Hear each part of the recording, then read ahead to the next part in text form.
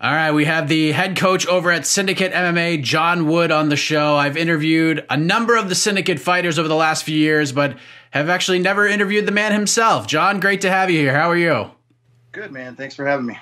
Absolutely. And I know things have changed recently for you, and we'll get into that in a moment. But, you know, what a strange time we're a part of with the coronavirus. How have you been handling everything, being a gym owner, coach, dad, maybe even teacher at this point? Like, how has this last month or so been for you? Yeah, it's been a trip, man. It's definitely something that I don't think any of us have ever experienced before. Obviously, the gym shut down. You know, we closed, I think, mid-March. And then, so that's been a weird thing. I've been in the gym business. I've had my own gym for almost 16 years now. And I don't think I've ever closed before in my life. And so that in itself is just a weird thing, but not to mention that you can't really go out and do anything. You can't, be out in public. And, all I've done forever is just train people and stuff. And then, so it's kind of it's a trip telling people I can't train them. And, obviously all the fighters are going crazy, but fortunately, we're blessed enough to be able to, set up shop in my gym and get some training with, JoJo and I, and still do a couple little things. But we've been pretty much quarantined, man, just staying, we're staying at the house for a solid month, until obviously I got the call to come out here.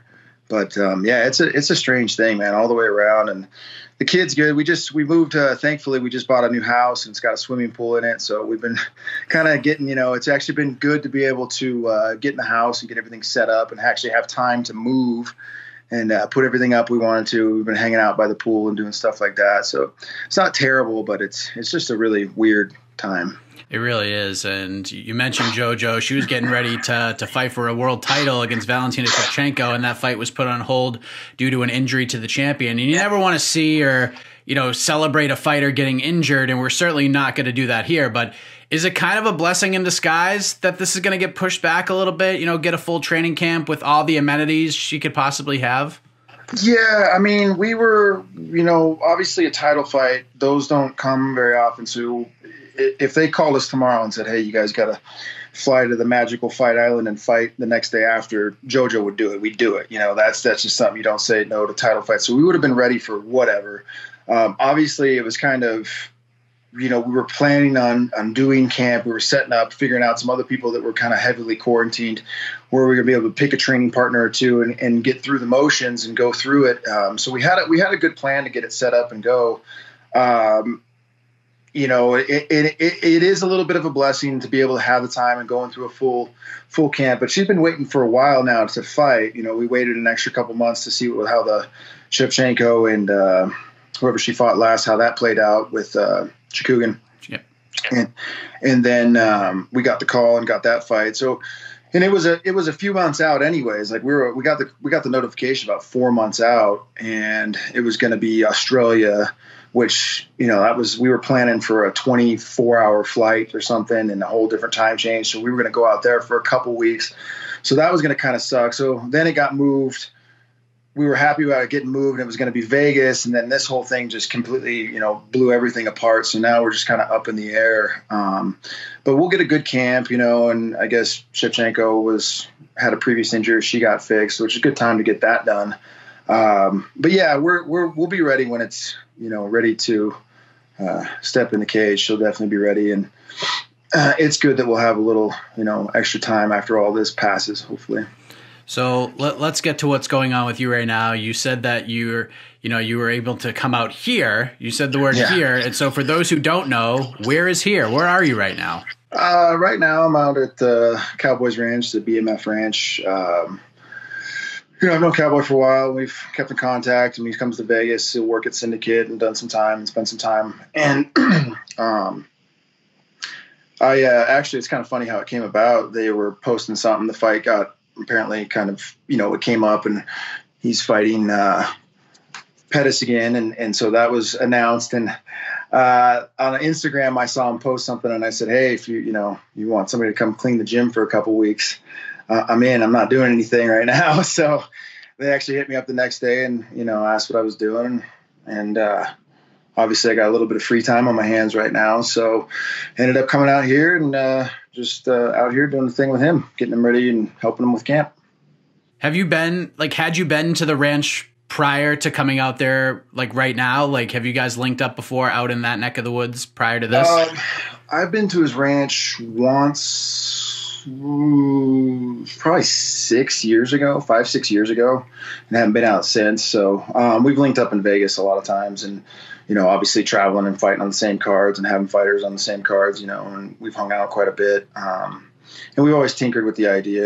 They've mentioned it to me, and I was always down, but just now was the right time. So it's a pretty cool deal to come out here and kind of get away from everything and out in the country and do a bunch of crazy shit and and have fun training. So I was gonna say, is the BMF Ranch pretty much everything we would imagine it to be? Like this kind of wonderland of adventure that we've all pictured in our minds over the years? Is that pretty much what it is?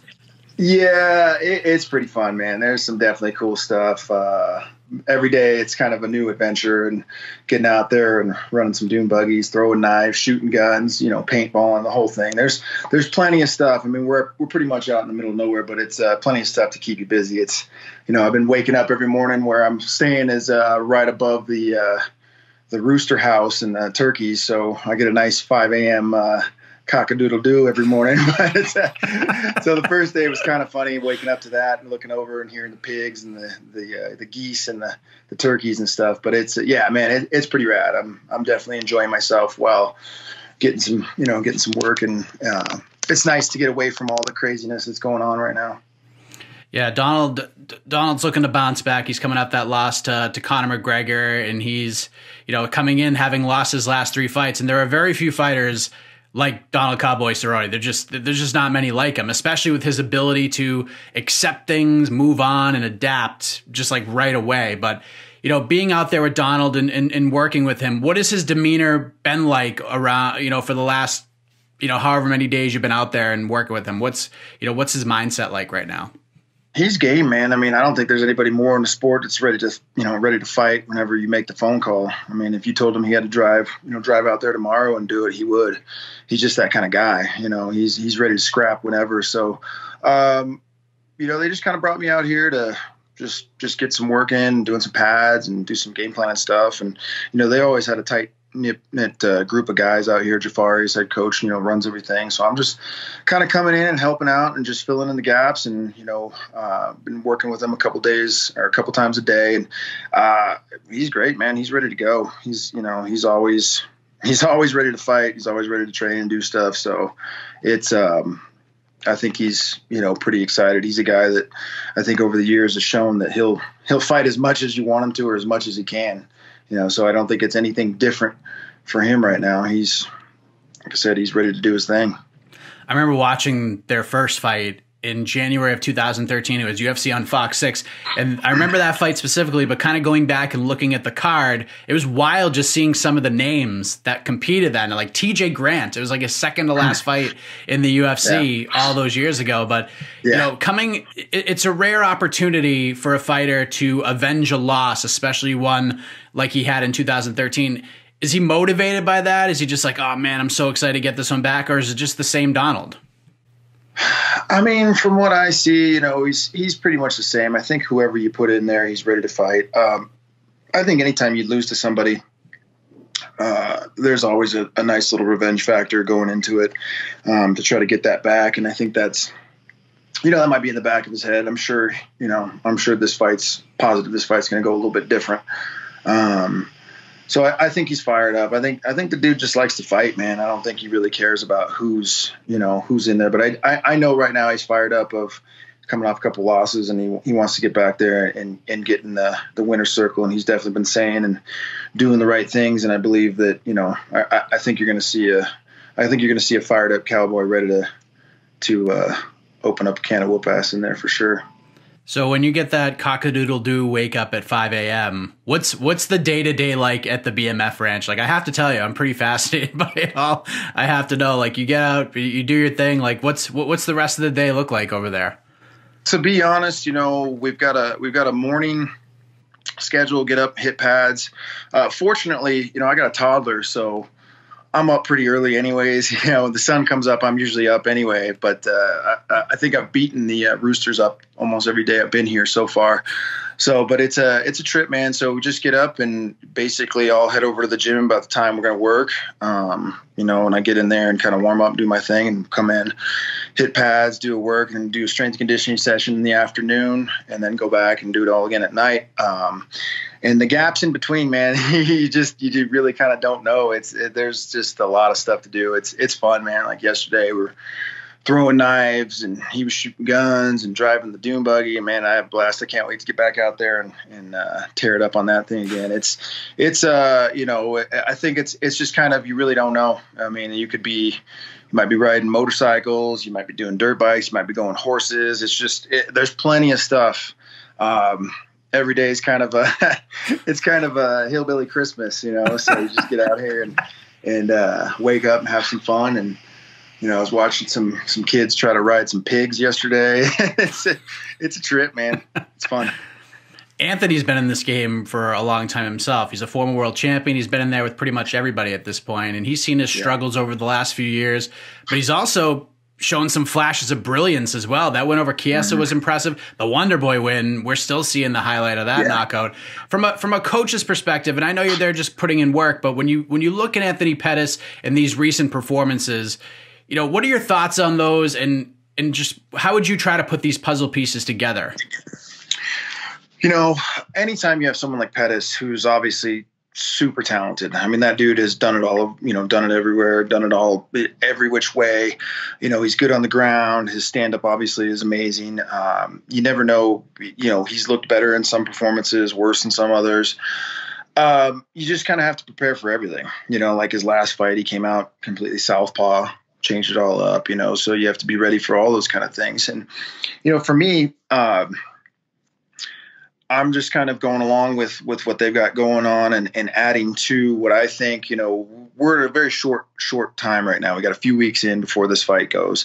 So coming in, they didn't bring me out here to take over, and that's not what I want to do and change all this stuff. It's just kind of add a couple things, clean up a couple things that I see could be useful in the fight. When you got a fighter, especially such a short period of time, and you start working with them, the one thing you don't want to do is come in and go, oh, you got to do this different. You got to do this, you got to do that.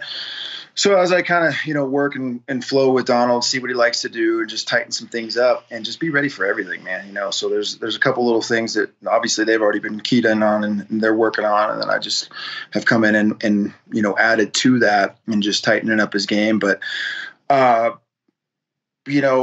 just like someone like Pettis, he's a well-rounded dude. And like you said, there's flashes of brilliance there that you got to be ready for. And if that guy shows up where he's on fire, you got to be ready for ready to dig in and do your thing. So I'm always just kind of a be ready for everything type of coach. I don't like to over game plan and focus on you have to do this to win the fight. There's multiple ways in MMA to win fights, and I feel like you have to be prepared for all of it. Not sure if you're like a prediction guy or not, but you're not the head coach here, so you can probably play around a little bit more than the other guys can. But how do you think this fight plays out on May 9th between Donald Cerrone and Anthony Pettis, this rematch that's 7 years in the making? I don't think it goes the distance, and I think Donald gets his hand raised. So, what a professional answer. There's multiple ways. It's funny because a lot of people think that of Cowboy as just being this, striking god, and his striking's amazing and he's good. But I mean, he's so slick on the ground. His wrestling's good. His grappling's sick. I mean, his submissions are slick. Striking, it's really like he can win it anywhere. He can win it in a dogfight. He can go the distance. It's just, I don't see this going the full 3 rounds, and I definitely see Donald winning it. As a business owner, and you spoke about it, you'd love to open Syndicate back up and get everything running like normal again. But I'm sure since you've been out there, you've seen what the Las Vegas mayor, Carolyn Goodman, has had to say. The interview she did with Anderson Cooper, that thing's like all over the place. Did you get to check that out? And if so, what did you think about her idea to make Vegas sort of the testing spot, the measuring stick for everyone else, and to do it as soon as possible? Man, I've caught bits and pieces of it. It seems pretty crazy. I think, everybody in Vegas, I don't think that we've had such a huge impact with it out there. We don't have that many deaths, not a ton of hospitalizations and things. We're pretty low on the spectrum. It's already starting to heat up. And it's summertime, springtime, like people want to get outside and start going. We're, by now we'd already been in full swing and pool season and all that stuff. So people are ready, to get out, start doing stuff. People are ready to go back to work. And it's just a really fine line, man. It's hard because there's so many different conspiracy theories of like, is this really about a sickness? Is this, is this the government? What do they cover? People out there's just a million things you hear every day. And then there are people dying. There are people that are losing loved ones, whether they're old, whether they're sick. It doesn't matter. Like if my family member died tomorrow, I would feel a lot different. I'd be like, all right, everybody needs to stay home, So you have to respect that end of it. I do think, hopefully they figure something out that we can start, even if it's testing for people that have already had it and have antibodies and can go out and start working or whatever. However we do it, it would be nice to get everything started up, but at what cost? It's like, because once they open the floodgates, once you tell people you can go back out and do this shit, you can't, you're going to have a real tough time stopping it again if things get crazy. As far as the mayor, and being a testing ground, I don't know that we're all looking at, wanting to be, a so to speak, testing format. And if that goes wrong, then Vegas is really screwed. But, I just want to, I'm just hoping everything gets back and running before football season. I got Raiders tickets, man. I got to get in that stadium. So. And it's been a really interesting start to the year for you and your team, not just because of COVID, but, Roxanne had a huge win over Macy Barber. Joanne earned the title shot. You have some really good prospects that have either, they're training there full time, like Jordan Levitt, or others that are coming in, like Jasmine Jasdavizius, others who are on the cusp of getting a contender series spot. Serena DeJesus had a great showing at the Phoenix series. Like the team's been gaining a lot of momentum this year. How excited does that make you once you get things back to normal for the future of the team and what's to come? Yeah, man, we've been on a really good run. Marcin Tybura came out, and he was actually he was booked to fly back out and start training again right before all this went down. And obviously he's in lockdown, stuck in Poland. The team was doing great. We've had a great year so far. We've got a lot of up and comers, and we're picking up a lot of, experienced fighters and already people that are established. And, it's kind of been like that for years. We just, I've had my gym. I've had Syndicate for over 15 years now. The name's changed a couple times, but I've owned it. And we're used to this. Like, we've never had a losing season. We've always had great success. We just have a lot of really good young up and comers. And like I said, some experienced older vets. And Roxanne, finally, it's just turning the corner. I mean, she's done great. Since I've been working with her, we've, she's been a pleasure to work with, but she really kind of got it. She was hitting her stride this year. So it kind of sucks, after the Macy Barber thing, we really wanted to get back in there and get going on it. And then obviously with JoJo, we actually just moved to a new location, shrinking the gym down a little bit, but I got a better spot. We moved into a smaller location with the intentions of expanding. I was getting the spot next door, and I was going to kind of take it in sections. Got a really awesome new spot that was killing it with the regular people were coming in and signing up. We have a lot of kids and family and just people that come in for classes. So that was killing it, and everything just got put on hold, and now it's just crazy. We actually, a lot of the fighters we got the call a couple weeks ago when everything was getting booked up before they shut it down again. And, Roxanne was getting booked. We were, all right, we're going to get going again.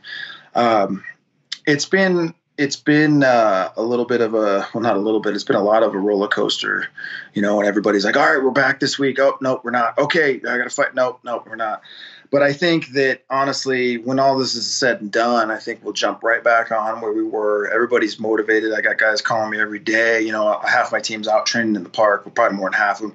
Parks, garages, everybody, I've loaned out a ton of mats that we've had some people putting in the garages and continuing training. Nobody's really stopped. So I think once we, get over this, I think people will really even appreciate more what you have. This has kind of let us all know, like, whoa, we've got to be appreciative of the life that we have right now, because it can all come to a screeching halt.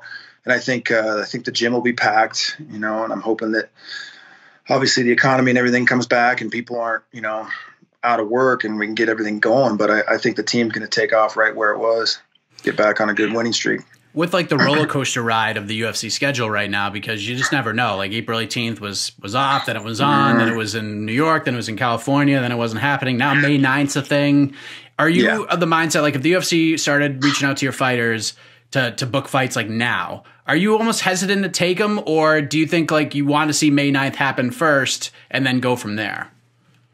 Well, they started like 2 weeks ago. That already happened. They started booking fighters. We were getting the call, getting booked. We were, I was calling my guys, hey, let's be ready to fight. And then that all got called off. I think once this fight happens and everybody kind of sees, oh, we're back in business, I think that's going to solidify a lot of things and make people's minds, at least in this profession, feel a lot easier. So I'm 99% sure this fight's going down. It has this, the support of the right people this time, and everybody's on board. So I don't think there's any doubts this is going to happen. And then once this goes, I think we're off to the races again, with UFC. Obviously you've seen like PFL. We have fighters in PFL and people that, they just canceled their year show and things like that. So it's going to be kind of crazy, but at least we'll have the UFC back. True or false, the Syndicate MMA holiday party is better than any other holiday party in MMA? I think so. I mean, we do it pretty big. We do it pretty big for Christmas and Halloween and everything. So, I try to keep a tight knit team, man. I really believe in, keeping everybody together, keeping everybody, as a family. I don't want to do, like super gyms are great. We've obviously, we've got a big gym and we've had a lot of people and stuff, but I like to keep that close knit camaraderie of the guys and making sure that it's a team and it's a family, and that everybody has each other's backs, and that there's a lot of gyms you go to and you walk in and there's 15 different teams, in their own little cliques and setups and things. And I try to keep it, even if we're working with different coaches, try to keep it all one family. And those holiday events are, man, those are good times.